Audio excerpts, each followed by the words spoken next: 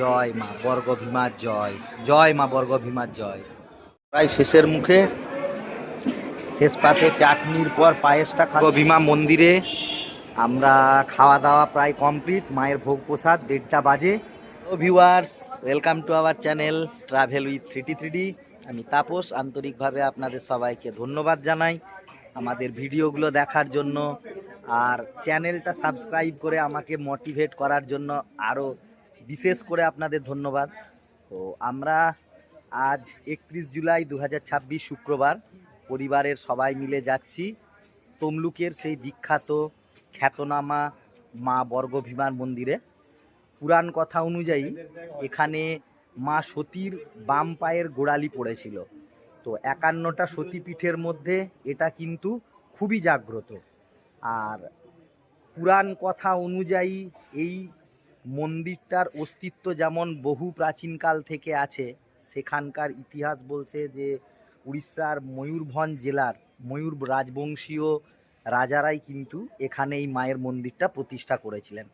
আর এই মন্দিরেতে কিন্তু মাকে প্রতিদিন শোল মাছের টক দেওয়া হয় ভোগ হিসেবে। আর কাটা শোল মাছ বা মরা শোল মাছ যেটা জ্যান্ত হওয়ার লোককথাও কিন্তু শোনা যায়। তো চলুন পুরো ভিডিওটাতে আমাদের সাথে থাকুন। আমরা কিভাবে মায়ের মন্দিরে পৌঁছই, কিভাবে পুজো দিই, কিভাবে ভোগ প্রসাদ গ্রহণ করি, সমস্ত কিছু আপনারা এটাতে দেখবেন। আর আমাদের ভিডিওটা যদি সত্যিই ভালো লেগে থাকে আপনারা একটা লাইক করে দেবেন, চ্যানেলটা সাবস্ক্রাইব করে দেবেন।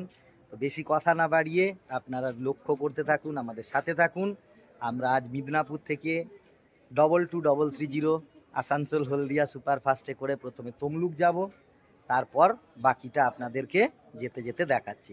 2230 আসানসোল হলদিয়া সুপারফাস্ট এক্সপ্রেস মিদনাপুরের 1 নম্বর প্ল্যাটফর্মে ঢুকছে।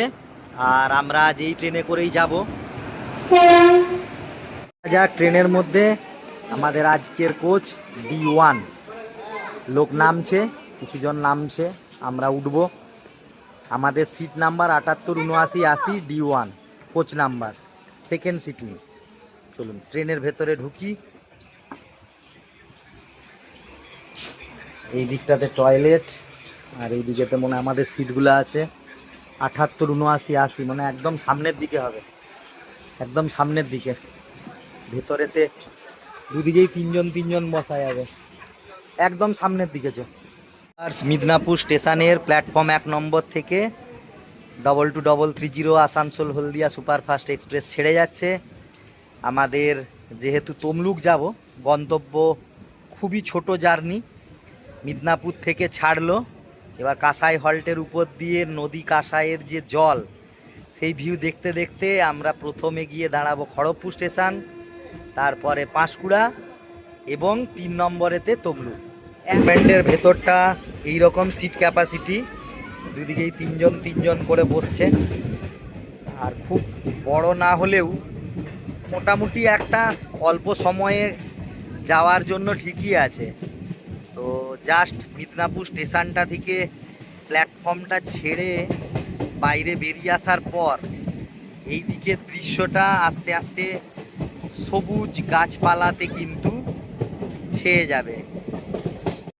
আমাদের ট্রেন এখন মিদনাপুরের যে সেই কংসাবতী নদী, তার উপরের ব্রিজ দিয়ে পারাপার করবে।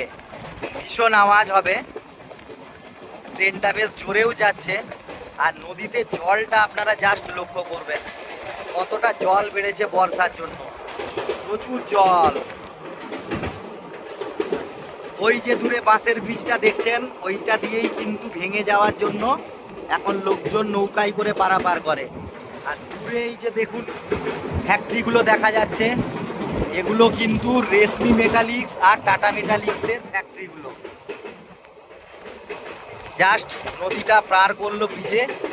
এবার গোকুলপুর স্টেশন দাঁড়াবে না, গিরি ময়দান দাঁড়াবে না, একদম ডাইরেক্ট খড়গপুরেতে গিয়ে ট্রেন দাঁড়াবে। বন্ধুরা, বাইরেতে বৃষ্টি হচ্ছে বলে ভেতরে এসে ঢুকে বসলাম সিটে। আমরা 3 জন মিলে এখানে বসেছি কম্পার্টমেন্টের ভেতরে। আর জ্বালিয়ে বাইরের দৃশ্যটা দেখুন, ট্রেনে কি সুন্দর লাগছে, তাই না? একটার পর একটা গাছ, তারপরে ছোট ছোট ডোবা, বিল, জমি সব পেরিয়ে পেরিয়ে যাচ্ছে। বন্ধুরা, পাঁশকুড়া স্টেশনেতে ট্রেন ঢুকলো। এখানে আর কিছুক্ষণের হল্ট, তারপরে আবার ট্রেন ছেড়ে দিবে।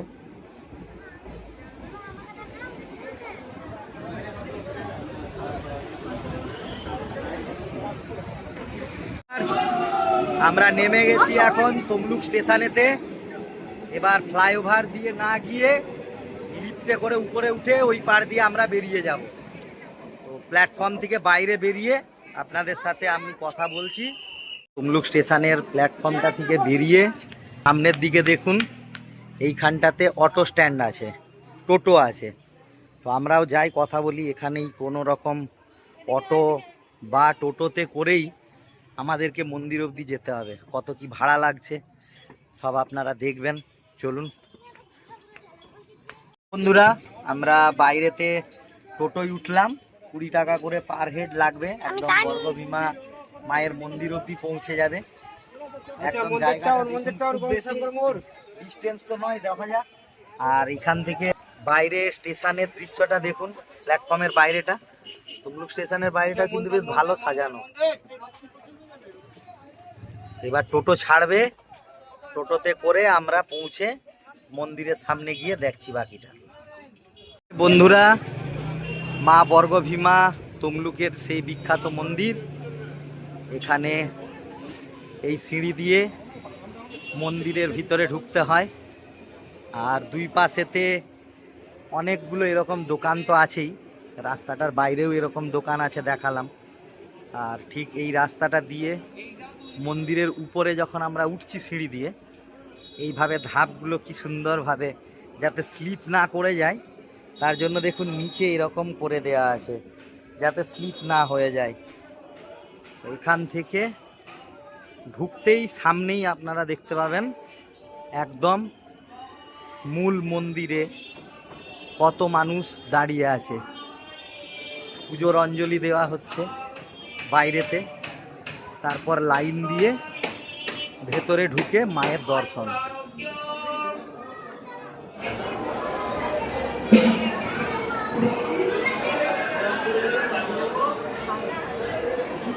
দেখুন এখান থেকে মায়ের মুখটা কি সুন্দর পরিষ্কার দেখাচ্ছে। বেশিক্ষণ এভাবে ছবি নেওয়া যাবে না, সরে যেতে হবে, নাহলে এক্ষুনি বকাবকি করবে। এই সময় ভিড়টা একটু কম ছিল বলে তাই আমরা তুলে নিলাম। সত্যি অপরূপ মায়াময় এক মা। এখানে উগ্র তারা, কিন্তু মুখে কি শান্তি, আপনাদের এমনি মন শান্ত হয়ে যাবে। জয় মা তারা, জয় মা বর্গভীমার জয়, জয় মা বর্গভীমার জয়। এই মূল মন্দিরটার বাম দিকে এটা হচ্ছে, এখানেতে মনস্কামনা যারা চাইছেন করতে তারা এখানেতে সব বিভিন্ন রকমের লাল রঙের এই কাপড় বেঁধেছেন। আর ঠিক এই পেছন দিকটাই বিশ্রামের জন্য জায়গা। এগুলো প্রচুর মানুষ এখানে বসে আছে। আর এইখানটাতে মেন মন্দিরের ভেতর। আর এই ঠিক এই দেখুন, এই হচ্ছে চারিপাশটা মন্দিরের ভেতরের দিকে। এই হচ্ছে বাইরেটা। মন্দিরের ভিতরেও বেশ কিছু দোকান আছে। আর এখান থেকে অন্নভোগের কুপন কিন্তু পাওয়া যায় বাম দিকে। আমি ওখানে জিজ্ঞেস করেছিলাম, সকালবেলা মোটামুটি 7টা থেকে খুলে যায় মন্দির। তো আপনারা যতক্ষণ পাওয়া যায় ততক্ষণ অবধি নিতে পারবেন কুপন। সাধারণত আমি জিজ্ঞেস করলাম 10টার মধ্যে ম্যাক্সিমাম দিন কিন্তু কুপন শেষ হয়ে যায়। তো বাইরে থেকেও আপনারা নিতে পারেন। এটা কিন্তু মন্দিরের ভেতরের দোকান, মন্দিরের বাইরে কিন্তু নয়। দেখুন যদি আপনাদেরকে একটু দেখায়, এই যে মন্দিরটা আর এই মন্দিরের মেল যে চূড়াটা দেখতে পাচ্ছেন ঠিক সেই গায়েতেই একদম পাশেই দোকানটা। এই দেখুন একটু ছোটো করলাম, এই যে পুজোর মিষ্টান্ন ভাণ্ডার। এখানে আমরা বাইরে দিয়ে পুজোর জিনিস কিনেছিলাম, এখানে কিছু কেনাকাটা করতে পারেন আপনারা। বেশ ভালো ভালো এরকম ফটো আছে, খুব সুন্দর সুন্দর।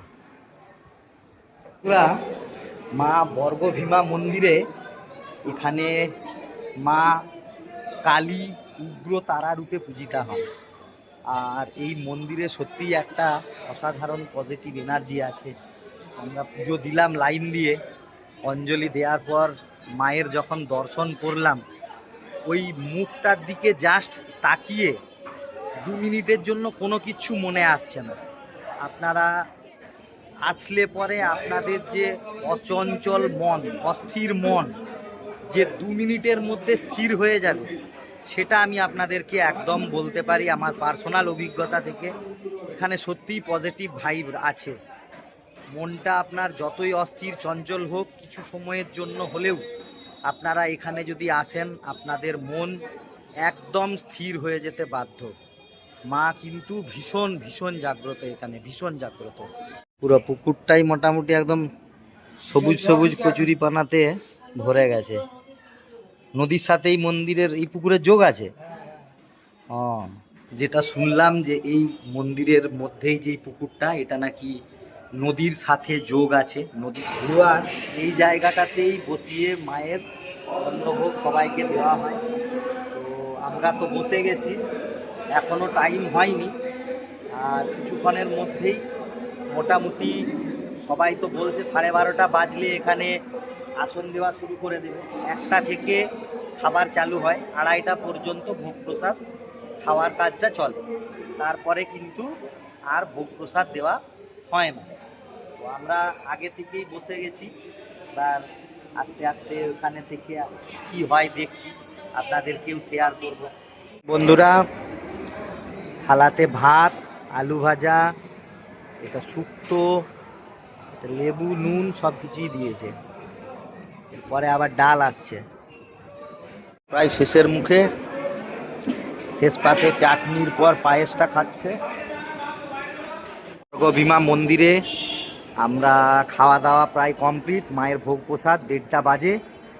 এখানেতে প্রথমেতে যেটা আমাদেরকে দেখলাম, থালাতে কি সুন্দরভাবে সাজিয়ে নুন, লেবু, তারপরে আলু ভাজা, তারপরে শুক্তো, মাছের মাথা দিয়ে একটা সুন্দর কুমড়ো দিয়ে মিষ্টি করে ঘন্ট, তারপরে আবার আমাদেরকে মাছের একটা ঝোল, তারপরে চাটনি, পায়েস। কি সুন্দর খাওয়া দাওয়া বন্ধুরা, সত্যি ভালো লাগতে বাধ্য।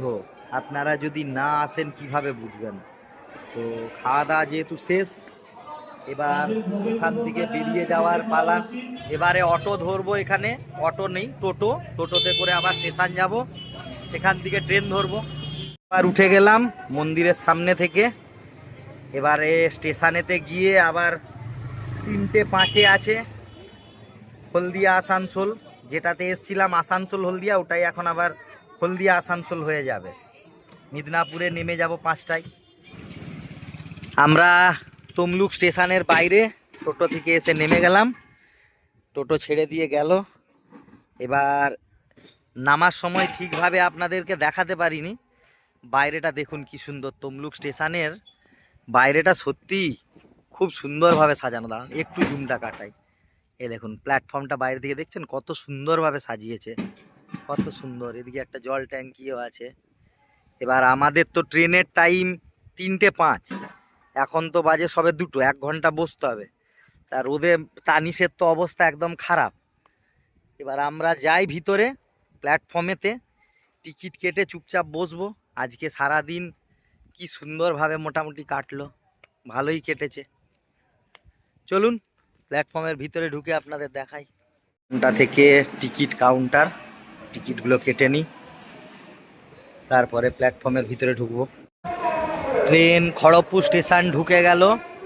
তমলুক থেকে চেপেছিলাম, আর এর পরের স্টপেজটাই মেদিনীপুর। আমরা মেদিনীপুরে নেমে যাব। তো মোটামুটি এই পুরো ভিডিওটা আর লম্বা করছি না, আপনারা এইভাবেই আমার সাথে থাকবেন, পাশে থাকবেন। আবার কোনো জায়গায় নতুনভাবে গেলে আপনাদের জন্য নতুন আরও ভিডিও নিয়ে আসব। আর আপনারা জানাবেন শেষমেশ যে এই মা বর্গভীমার মন্দির তমলুকের ভিডিওটা আপনাদের কেমন লাগলো। অপেক্ষায় থাকলাম। বাই বাই, ধন্যবাদ।